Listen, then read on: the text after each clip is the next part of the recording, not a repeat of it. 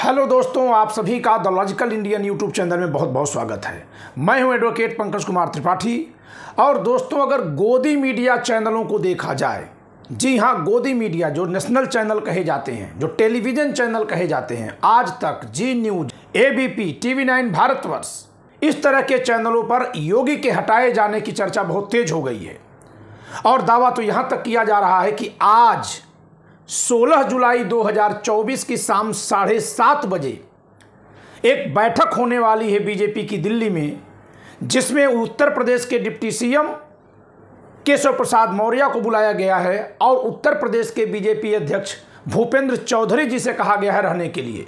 ये दोनों ही लोग यूपी से दिल्ली पहुंच चुके हैं और ये बैठक होने वाली है 7:30 बजे। इसके बाद कुछ बहुत बड़ा खुलासा हो सकता है। ये जो बात मैं बता रहा हूं, ये इन्हीं गोदी मीडिया चैनलों से आ रही है। आप एक मिनट के लिए सारे थंबनेल देखिए।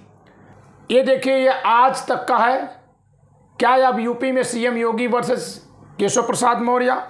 एबीपी न्यूज़, यूपी में विधायकों के बाद अब सांसद हुए बागी। जी न्यूज़, यूपी में क्यों भिड़े योगी और मौर्य। देखिए, आज तक, अचानक दिल्ली पहुंचे केशव प्रसाद मौर्य। और देखिए, ये यूपी तक का है। बीजेपी में बड़े नेताओं के बीच खिंच गई तलवारें, ये हुआ साफ। ये देखिए, नायक बनना योगी को भारी पड़ा। विधायकों के बाद सांसद हुए बागी। केशव दिल्ली पहुंचे, मोदी लेंगे फैसला। आज तक का है। यूपी में क्या हो रहा है, दंगल। लखनऊ की लड़ाई दिल्ली तक आई, ये आज तक हल्ला बोल। ये देखिए, जी न्यूज़, यूपी बीजेपी में होने वाला है विस्फोट। चुनाव से पहले यूपी में बदल जाएगा सीएम। यूपी में होने वाला है बड़ा उलटफेर। ये देखिए, जनसत्ता, यूपी में बीजेपी बदलेगी सीएम, क्या बोले योगी के मंत्री। और जो सबसे बड़ी ब्रेकिंग न्यूज़ है, ये देखिए, TV9 भारतवर्ष का यूपी में बदलने जा रहा है सीएम। इसी चैनल पर आप देखिएगा, आपको मिलेगा कि 7:30 बजे आज बैठक होने जा रही है और उसमें फैसला लिया जाएगा। दरअसल दोस्तों, योगी के हटाए जाने की चर्चा तो चुनाव से पहले चल रही थी, लोकसभा चुनाव से पहले। और लोकसभा चुनाव के पहले ही ये मान लिया गया था कि अगर मोदी आएंगे तो योगी जाएंगे। वैसे तो पहली बार ये बात अरविंद केजरीवाल ने कही थी जेल से निकलते ही, लेकिन इसको जनता ने भी सही माना, राजनीतिक पंडितों ने भी सही माना, क्योंकि जिस तरह से मोदी शाह की जोड़ी ने सभी नेताओं को दरकिनार कर दिया, एक एक करके उनके पत्ते काट दिए, चाहे वसुंधरा राजे सिंधिया हो या शिवराज सिंह चौहान हो या चाहे राजनाथ सिंह ही क्यों न हो, सबको उसके स्तर से नीचे पहुंचा दिया गया। तो यह माना जा रहा था कि इस समय अमित शाह के सामने चुनौती के तौर पर उभर रहे हैं उत्तर प्रदेश के मुख्यमंत्री योगी आदित्यनाथ। यही कारण है कि योगी आदित्यनाथ को कभी भी अपना मुख्य सचिव नियुक्त करने की छूट नहीं दी गई। जी हाँ, ये बड़ी चौंकाने वाली बात है कि किसी मुख्यमंत्री को अपना मुख्य सचिव भी न नियुक्त करने दिया जाए। तो चुनाव में जब उत्तर प्रदेश में लोकसभा में हार हुई, इसके मंथन के बहाने कई बार लखनऊ में चर्चाएं हुई, बार बार चर्चाएं हुई। और दूसरी तरफ उत्तर प्रदेश के डिप्टी सीएम उत्तर प्रदेश के मुख्यमंत्री द्वारा बुलाई गई मीटिंग्स में आना बंद कर चुके थे। बहुत दिनों से वो उत्तर प्रदेश के कैबिनेट बैठक में नहीं भाग लिए हैं। वो लगातार दिल्ली के टच में हैं। उस दिल्ली के टच में जिस दिल्ली से योगी का रिश्ता बिगड़ता जा रहा है। माना जा रहा है कि अमित शाह और नरेंद्र मोदी ये मान रहे हैं कि लोकसभा चुनाव में उत्तर प्रदेश में जानबूझ करके योगी और उनके समर्थकों ने बीजेपी को हरवाया है। और यही कारण है कि योगी को हटाने की बातें आगे बढ़ चुकी हैं। दोस्तों, एक बात जान लीजिए, मैं बार बार कह रहा हूं गोदी चैनल पर। गोदी चैनल में क्यों कह रहा हूं? क्योंकि गोदी चैनल के जरिए लोगों के दिमाग में भरा जा रहा है कि अब योगी बहुत देर के मेहमान नहीं है। और आप जानते हैं कि गोदी चैनल पर वही न्यूज़ चलेगा जो मोदी शाह चाहेंगे, उस पर कोई और न्यूज़ नहीं चलता है। इससे साफ हो गया है कि अब योगी आदित्यनाथ बहुत दिनों तक उत्तर प्रदेश के मुख्यमंत्री नहीं रह पाएंगे। अभी कल के वीडियो में मैंने खुद आंकलन में बोला था कि उपचुनाव के बाद हटा दिए जाएं, लेकिन आज जिस तरह की खबरें आ रही हैं, लगता है कि ये 1-2 घंटे में हटा दिए जाएंगे।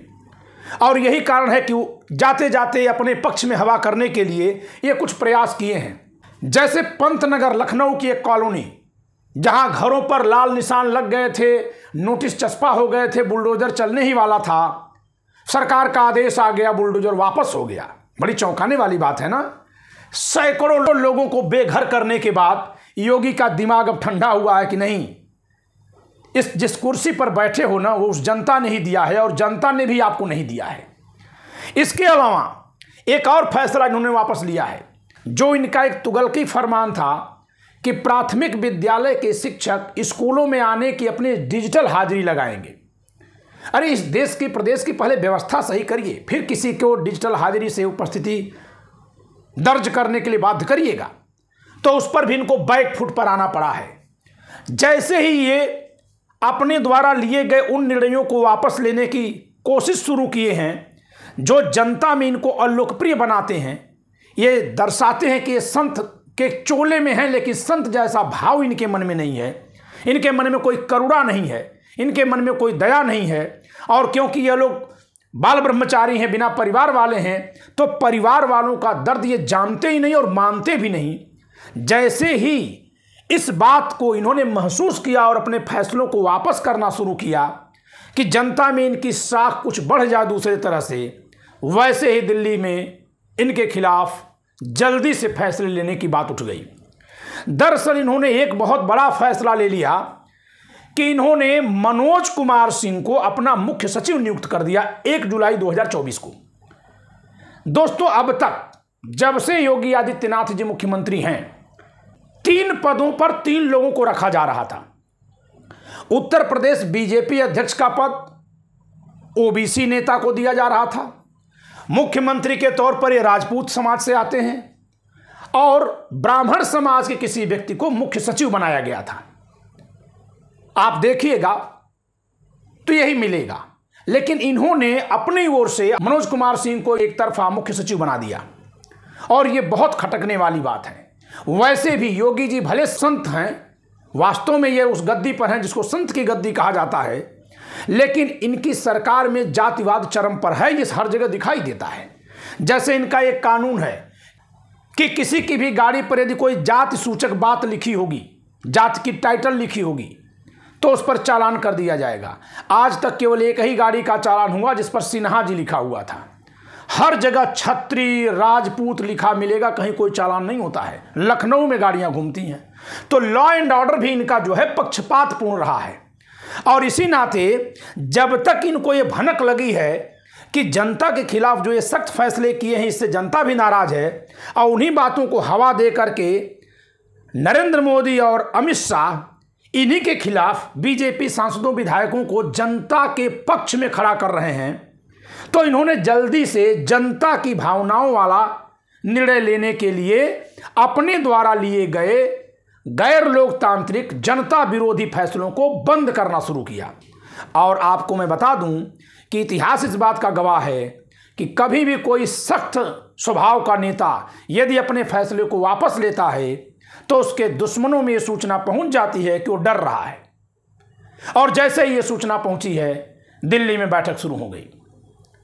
तो देखिए, शायद कुछ नकेल लगे या शायद पद से उतारा जाए, अभी कुछ मैं नहीं कह सकता क्योंकि हमारे पास सूचना के स्रोत नहीं है। लेकिन जिस तरह से गोदी मीडिया इनके खिलाफ समाचार पर समाचार दे रहा है, इससे इस बात स्पष्ट है कि अमित शाह और नरेंद्र मोदी की हरी झंडी मिल चुकी है कि इनको कमजोर किया जाए और कमजोर करके हटा दिया जाए। एक बात और कहना चाहूंगा कि अगर दिल्ली के इशारे पर इनको मुख्यमंत्री पद से हटा दिया जाता है तो यहां बीजेपी में ये कुछ नहीं कर पाएंगे। 255 विधायकों की बीजेपी है और ऐसा कोई नहीं है जो इनके साथ खड़ा हो जाएगा अगर नरेंद्र मोदी और अमित शाह नहीं चाहेंगे तो। मैंने कल कहा था कि गुजरात लॉबी इनके खिलाफ खड़ी है, लेकिन इनको भी तब यूपी गुजरात की राजनीति खेलनी होगी। लेकिन इनकी राजनीति तो हिंदू मुसलमान की है, यूपी और गुजरात की तो किए ही नहीं है। या तो फ्रंट फुट पर खड़े होकर के यूपी और गुजरात की राजनीति खेलें, तब यहाँ के लोकल नेता इनके साथ खड़े होने के लिए बाध्य हो जाएंगे। क्योंकि ऐसा नहीं है कि जिस जनता में ये अलोकप्रिय हों उस जनता में मोदी और अमित शाह लोकप्रिय हों। यानी दोनों लोगों को बराबर लोकप्रियता है उत्तर प्रदेश में।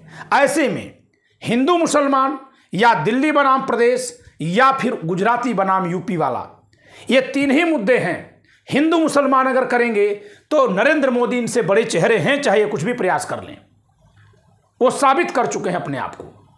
दूसरी तरफ अगर ये ताकत की बात करेंगे तो केंद्र सरकार में बैठे हैं, भाजपा का राष्ट्रीय अध्यक्ष उनके हाथ में है, प्रदेश का डिप्टी सीएम उनके पास है, तो इस नाते वो ताकतवर हैं। और तीसरी बात एक बचती है, जो गुजरात और यूपी लॉबी का तुलनात्मक प्रचार प्रसार कर देना, फ्रंट फुट पर आकर खेलना, योगी जी उससे डर रहे हैं, क्योंकि वो दो तरफा है। हो सकता है कि जैसे ये प्रधानमंत्री पर गुजराती बनाम उत्तर प्रदेश वाला कहकर वार करें, तो इस प्रदेश में जो इनके विरोधी हैं वो फौरन इनको क्षेत्रवाद करने का आरोप लगाकर बदनाम करना शुरू कर दें। तो जो दिखाई दे रहा है उसमें योगी की राहें बहुत मुश्किल हैं, और लगता है कि जो इन लोगों ने लोगों के घर बुलडोजर से गिरवाए हैं, जो बेगुनाहों के एनकाउंटर करवाए गए इस सरकार में, जिन लोगों को अपने घरों से योगी जी के कार्यकाल में बेघर किया गया है, घर तोड़े गए हैं, उन बेगुनाहों की आहें इनकी कुर्सी से इनको दूर करने वाली है। एक खबर और दे दें कि इन्हीं की सजातीय अपर्णा यादव, जी हां, स्मृति शेष मुलायम सिंह यादव की दूसरी बहू, जो उत्तराखंड के बिष्ट परिवार से आती हैं और इस नाते इनको भाई मानती हैं, अब वो समाजवादी पार्टी में फिर से पहुंच गई हैं वापस। याद की खबर है, शिवपाल यादव जी ने उनको एक जिम्मेदारी भी दी है, यानी जो लोग भी इनके करीब थोड़ा बहुत कहीं से दिख भी रहे थे, अब वो बड़ी तेजी से इनसे दूरी बना रहे हैं। तो इस वीडियो में इतना ही। इस वीडियो को लाइक करिएगा, शेयर करिएगा, चैनल सब्सक्राइब न क्यों सब्सक्राइब करिएगा। जय संविधान।